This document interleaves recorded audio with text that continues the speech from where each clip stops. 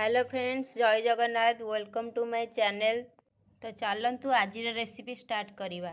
आज रेसिपी होची बिहारी स्टाइल माटी हांडी चिकेन। तो प्रथम मैग्नेट कर रखिथबा चिकेन को देबा। तापरे काटी के रखिथबा पियाज को सेथिरे देबा।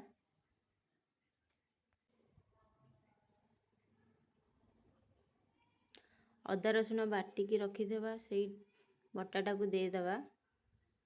तापरे चिकेन मसला देबा।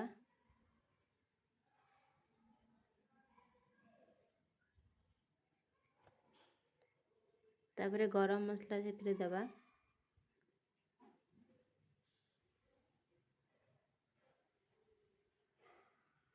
तापरे धनिया गुंड देबा।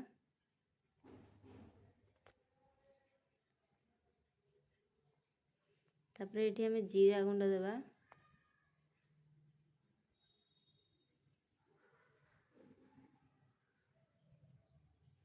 तापरे एठी हमें मटन मसला देबा।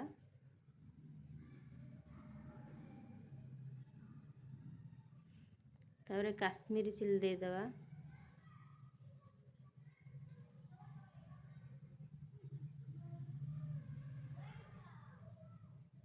शेष में हमें लंका गुंड देबा।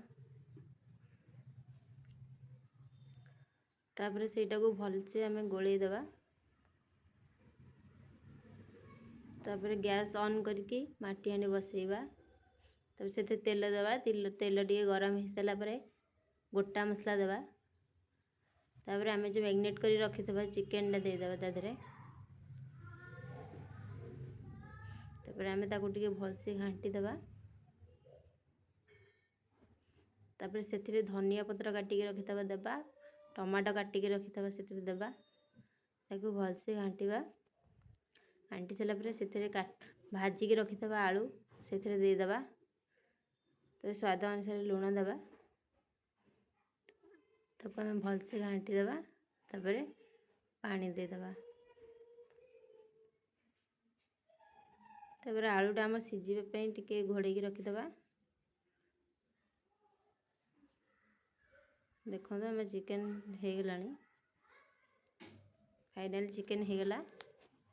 चलो तो खाई देखिबा टेस्ट केमती कौन है।